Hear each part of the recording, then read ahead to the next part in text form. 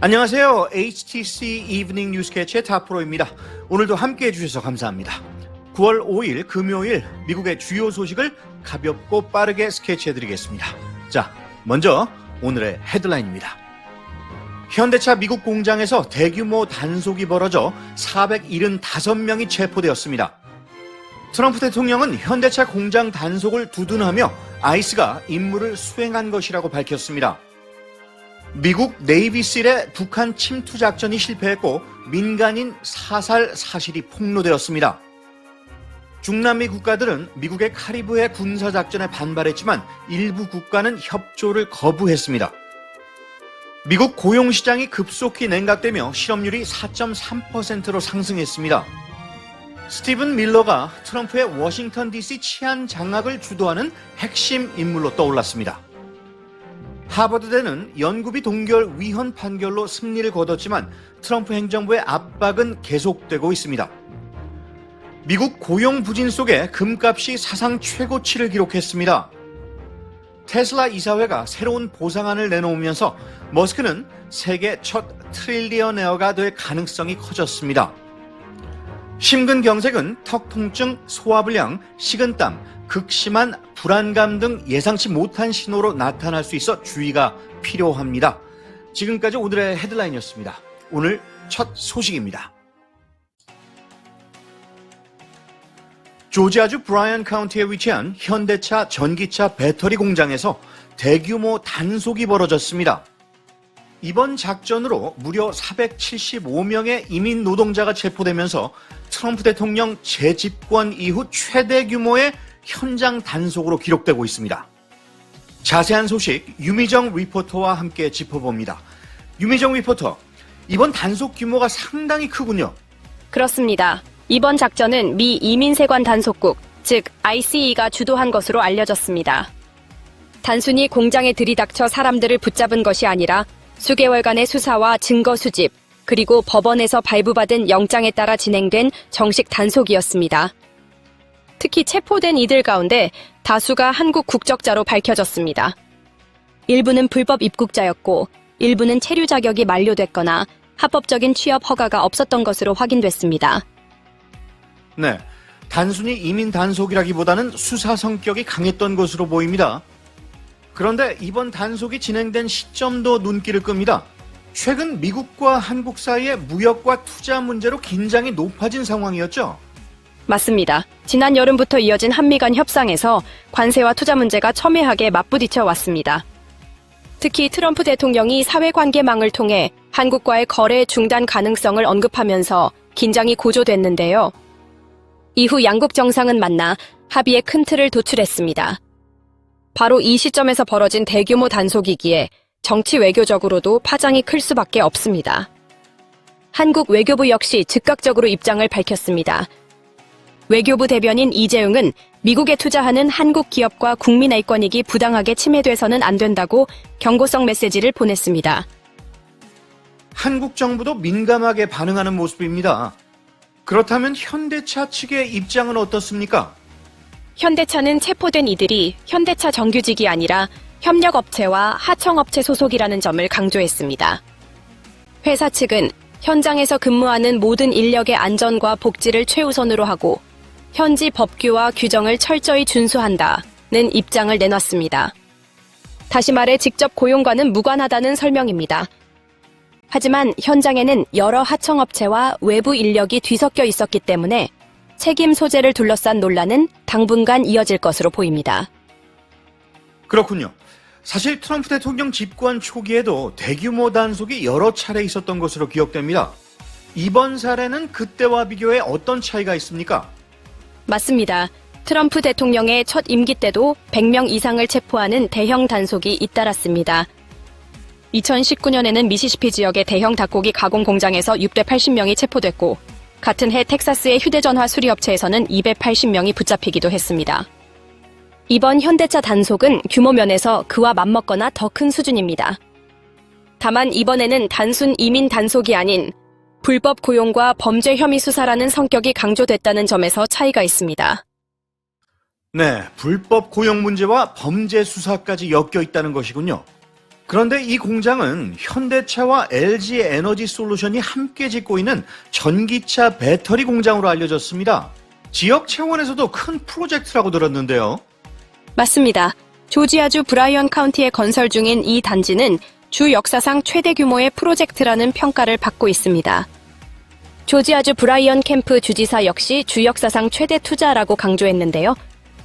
바로 이런 대규모 투자 현장에서 대규모 체포가 발생했기에 지역 경제와 정치에도 적지 않은 충격을 줄 것으로 보입니다. 그렇다면 향후 이런 단속은 계속될 가능성이 있을까요? 전문가들은 이번 현대차 단속이 하나의 신호탄이 될 수 있다고 경고하고 있습니다. 오바마 행정부 시절 ICE 국장 대행을 지낸 존 샌드웨그는 이번 작전은 단순 이민 단속을 넘어 부시 행정부 시절과 유사한 본격적인 대형 현장 단속으로 회귀하는 모습이라고 평가했습니다. 즉, 앞으로도 이런 규모의 단속이 이어질 가능성이 크다는 겁니다. 네. 트럼프 행정부의 이민 정책이 다시금 강경해지고 있다는 점이 분명히 드러나는 대목이군요. 끝으로 이번 사건이 한국과 현대차에 어떤 영향을 미칠지 정리해 주시죠. 이번 단속은 단순히 법 위반 문제를 넘어 양국 관계, 투자 환경, 그리고 현대차의 글로벌 이미지에도 큰 영향을 미칠 수 있습니다. 한국 기업들이 미국 내에서 대규모 투자를 진행하는 상황에서 이번 사태가 경고 신호로 작용할 수 있다는 분석이 나옵니다. 현대차 입장에서는 직접 고용 문제와 선을 긋고 있지만 글로벌 브랜드로서 이미지 관리에도 적지 않은 부담이 될 것입니다. HTC 뉴스캐치 유미정이었습니다. 네, 잘 들었습니다. 이번 사태는 단순한 이민 단속을 넘어 정치 외교적 파장까지 이어지고 있습니다. 앞으로의 전개를 주목해야겠습니다. 트럼프 대통령은 조지아주 현대차 LG 에너지 솔루션 합작 배터리 공장에서 벌어진 대규모 이민 단속에 대해 그들은 불법 체류자였고 아이스는 자기 임무를 수행한 것이라고 밝혔습니다. 그는 해당 사건을 기자회견 직전에야 알았다고 덧붙이며 세부 내용은 잘 모른다고 선을 그었습니다. 또 현대차가 미국의 대규모 투자를 약속한 상황에서 단속이 부당하다는 지적에 대해서는 해외 기업도 우리나라에서 자동차와 물건을 팔 권리가 있으며 이는 일방적 거래가 아니다라며 반박했습니다. 트럼프는 우리는 훌륭하고 안정적인 노동력을 원한다며 이민 단속과 제조업 정책은 충돌하지 않는다고 강조했습니다. 뉴욕타임스는 2019년 미 해군 특수부대 네이비실 팀 6가 김정은 위원장의 도청 장치를 설치하기 위해 북한에 은밀히 침투했지만 작전이 실패했다고 보도했습니다. 당시 트럼프 대통령의 승인을 받고 진행된 극비 임무였으나 해안 접근 과정에서 북한 어선과 마주치며 민간인 사살로 이어졌고 결국 서둘러 철수했다고 전했습니다. 작전은 북미 비핵화 협상이 진행되던 시점에 벌어진 일로 미국이 협상 뒤편에서 군사적 도발을 병행했다는 점에서 파장이 큽니다. 트럼프 대통령은 뉴욕타임스 보도에 대해 아는 바 없다고 부인했지만 미국 국방부는 구체적 부인을 하지 않아 진위 논란이 커지고 있습니다. 이번 사건은 김정은 위원장의 미국 불신을 심화시킬 수 있으며 트럼프 대통령이 추진하는 북미 정상회담에도 영향을 줄 수 있다는 분석이 나옵니다. 북한은 별도 입장을 내지 않았지만 미국의 침투 작전 사실을 사전에 인지했는지 여부가 향후 외교 구도에 중요한 변수로 작용할 전망입니다. 트럼프 행정부가 마약 카르텔 소탕을 명분으로 카리브해 인근에 미군과 군함을 배치하자 중남미 국가들이 강하게 반발했습니다. 콜롬비아 페트로 대통령은 셀락 33개 회원국 중 20개국이 성명을 통해 미국의 군사작전을 규탄했다고 밝혔습니다. 성명은 지역 평화와 주권 침해를 우려하며 핵무기 사용 거부와 함께 대화를 통한 갈등 해결을 촉구했습니다. 그러나 아르헨티나, 페루, 코스타리카 등 9개국은 서명하지 않아 내부 균열이 드러났습니다. 일부 국가는 미국과의 관계를 고려해 아예 공조에서 이탈한 것으로 보이며 도미니카 공화국은 성명 동참 여부를 두고 혼선을 빚기도 했습니다. 한편 미국은 베네수엘라 인근 해역에 군함과 병력을 이동시키고 F-35 전투기를 포르토리코로 전개할 예정입니다. 트럼프 대통령은 최근 미군이 카르텔 마약 운반선을 폭격해 테러리스트 11명을 제거했다고 발표하면서 긴장을 더욱 고조시켰습니다. 미국 고용시장이 흔들리고 있습니다. 8월 신규 고용은 단 2만 2천 개에 그쳤고 실업률은 2021년 말 이후 가장 높은 4.3%를 기록했습니다. 이는 팬데믹 이후 처음으로 고용이 뒷걸음질한 것이자 지난 4개월간 둔화된 흐름이 본격화된 신호로 받아들여집니다. 특히 제조업, 건설업, 정부 부문 등 주요 산업 전반에서 일자리가 줄어들며 경기 둔화 우려가 커지고 있습니다. 전문가들은 고용시장이 정체 상태에 빠져 경기 침체로 이어질 위험이 크다고 경고했습니다. 트럼프 대통령은 이번 둔화를 일시적 현상으로 치부하며 향후 제조업 투자와 공장 가동으로 고용이 폭발적으로 늘 것이라고 주장했습니다. 그러나 연방준비제도는 이 같은 둔화세를 근거로 9월부터 금리 인하에 나설 가능성이 커지고 있습니다. 고용시장에 힘이 빠지면서 미국 경제가 하강 국면에 접어드는 것 아니냐는 불안감이 커지고 있습니다. 스티븐 밀러 백악관 부비서실장이 워싱턴 DC의 연방 치안 작전을 총괄하며 트럼프 대통령의 치안 정책을 주도하고 있습니다. 그는 매일 체포 현황을 보고하고 매주 회의를 통해 백악관 법무부, 국토안보부와 DC 관계자들을 조율하며 직접 지휘권을 행사하고 있습니다. 트럼프 행정부는 이번 조치로 범죄가 눈에 띄게 줄었다고 강조합니다. 실제로 8월 11일 이후 폭력 범죄는 30%, 재산 범죄는 16% 감소했습니다. 트럼프 대통령은 이 모델을 뉴욕, 시카고, 로스앤젤레스 등 다른 도시로 확대하겠다고 밝혔습니다. 밀러는 이를 도덕적, 영적 전쟁으로 규정하며 강경 대응을 이어가고 있고 백악관은 치안 강화가 2026년까지 이어질 수 있음을 시사했습니다. 그러나 현행 연방화 조치는 30일 한시 적용으로 만료 이후 후속 조치가 주목됩니다. 연방 판사가 트럼프 행정부의 연구비 동결 조치가 헌법을 위반했다고 판결하며 하버드대가 큰 승리를 거뒀습니다. 20억 달러 이상 지원금이 부당하게 묶여 있었다는 점이 인정된 것인데요. 교수, 동문, 학생들은 환영했지만 진짜 싸움은 이제부터라는 분석이 나옵니다. 즉시 항소를 예고하며 자금 집행을 늦추거나 향후 보조금을 차단할 수 있다는 위협을 이어가고 있습니다.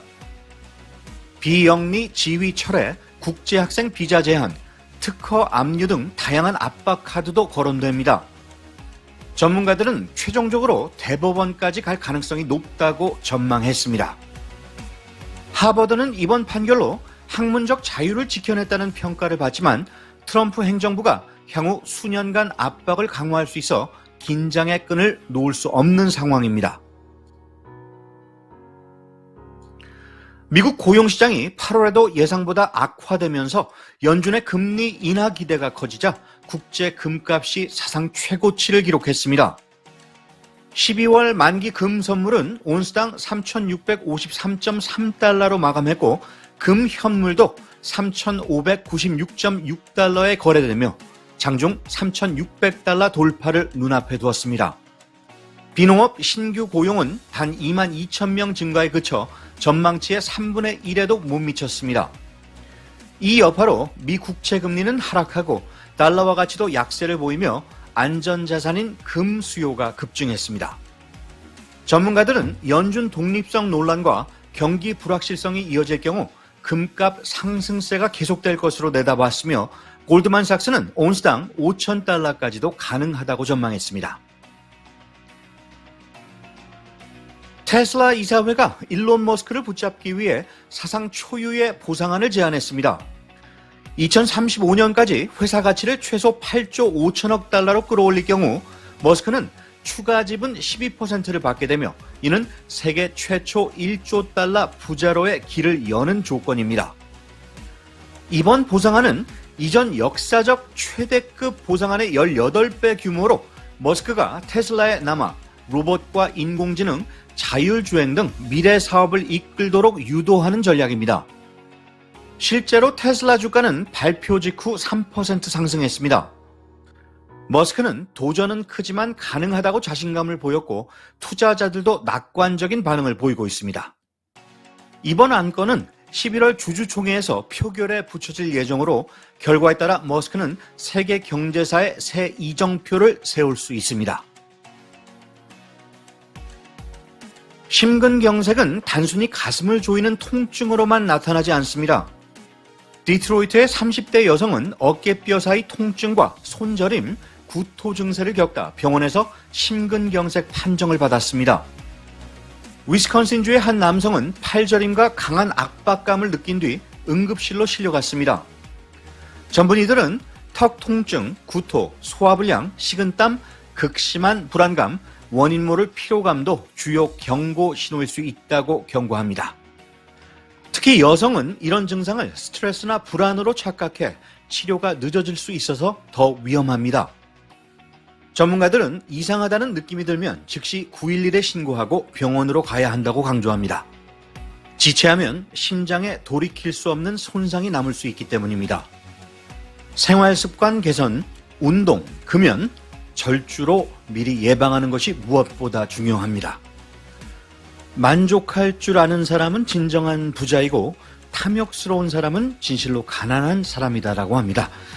시청자 여러분의 만족스러운 모습 응원하겠습니다. 이브닝 뉴스 캐치 오늘 소식은 여기까지입니다. 좋은 밤, 좋은 하루 되시기 바랍니다. 진행의 타프로였습니다.